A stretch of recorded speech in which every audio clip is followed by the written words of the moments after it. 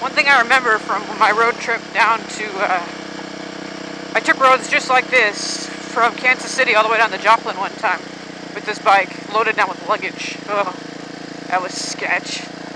And the one thing I remember learning on that trip was if you stand up and you keep loose on the bars, I'm not just talking head shake, I mean the whole bike is shaking.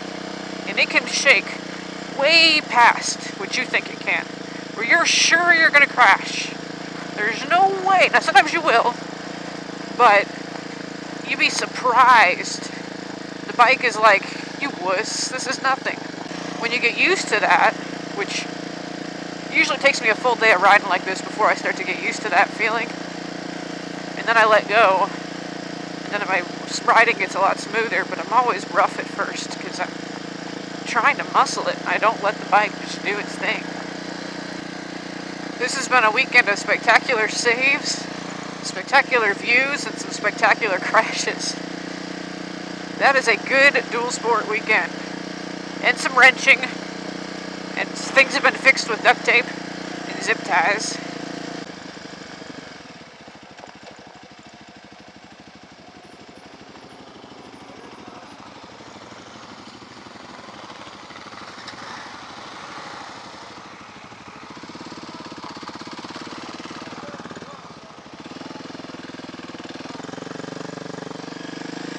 Yeah, this loose gravelly stuff sucks. Because I feel like you're on a flat track bike when you're on a supermoto. The bike just pretty much does what it wants. Those flat track guys are nuts. They're on slicks, basically. In the dirt. Sideways at 100 miles an hour with no brakes. That's balls. There's no other way to put that. That's just nuts. It would be really fun if some of the dual sport moto vloggers and dirt bike moto vloggers were here. Like, one of my favorite guys, he's not actually a moto vlogger, but I'll put his channel here, because I can't think of his name right now. What is his name? He rides up in Canada, and he's really good at trials type riding, hair scrambles, but I can't remember his name. He's on my list of, like, recommended channels. And then, of course, you got danmoto. It's been amazing watching his progress, because he started recording back when him and Sven, may rest in peace, and all those guys, and madstu would go riding green laning over in England, and, which is pretty much what we're doing here. This is the American equivalent of green laning. Gravel's like that deep, and I'm trying to turn in it with street tires. And they go green laning, and it was funny watching them then. And they went on the Spain trip, which I really want to do. I may do it with him one of these years. It would be a dream trip.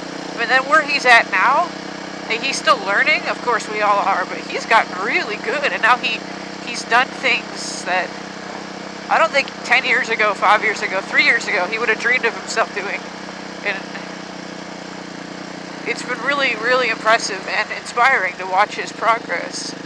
And that's why I'm okay with showing progress, like this. I'm riding on this squirrely gravel, and I'm not very fast. I'm going not just under 30 miles an hour. Back end's kicking out everywhere, but it's fun, and I'm pushing myself, and I'm crashing because I'm pushing myself, and I'm having a blast. I'm wearing the gear, and riding with friends. We have EMTs on standby back at camp, and we're just out enjoying the roads.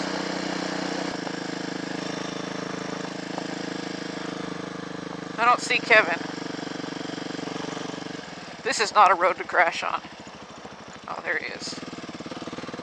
Okay. Never leave a man behind. Yeah, I'm at that point now, I'm just tired, and now the bike is, now I don't care that it's sliding everywhere quite as much. I still care a little bit. But yeah, this gravelly stuff here is gnarly. But yeah, talking to you guys is helping. Thanks for listening, guys. helping with my nerves, and then I ride a little better. Not that great, but at least I'm not like clenching the bars. I'm like relaxed now. My arms are relaxed. Somebody said something about keeping your elbows up. Something about it gives you better. And on these bars, unlike a sport bike where you want your elbows tucked in, having your elbows up does give you really good leverage on a motocross style bike, dirt bike, dual sport, supermoto. It's true. That's horse shit, and I just ran over it. See if I can make the weekend with only 2 crashes. That would be great. No, I wish I'd gotten that first one on camera. It was way more spectacular than the one I did get on camera. I mean, airborne, flailing, and then falling. It was just epic.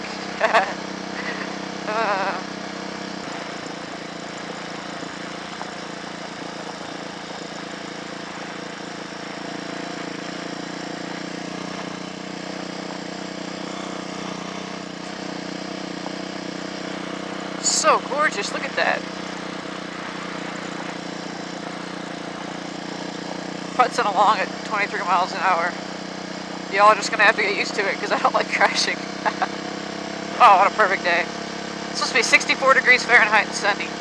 What is that, like 18 Celsius? Oh, squirrel, you almost got squished it. I've hit raccoons with this thing. I'm certainly not gonna brake or swerve for a squirrel. This is beautiful.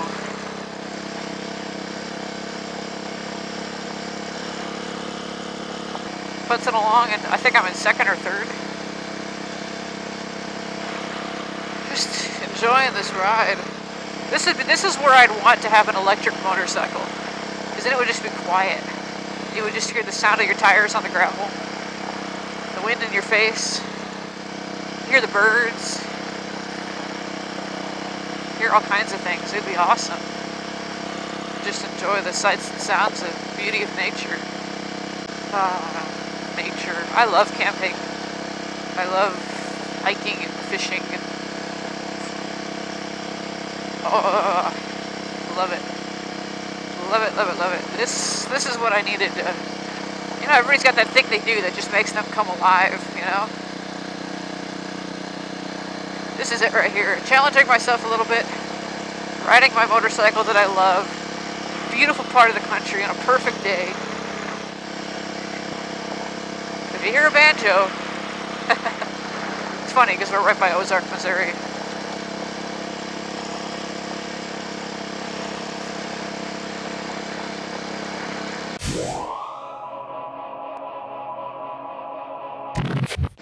What is his name? Jason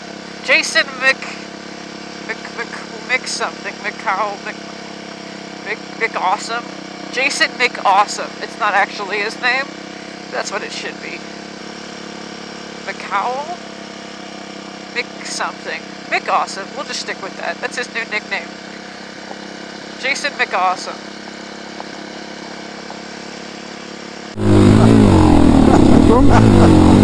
It's so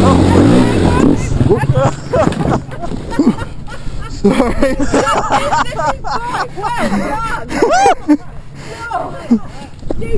Are you on that ditch?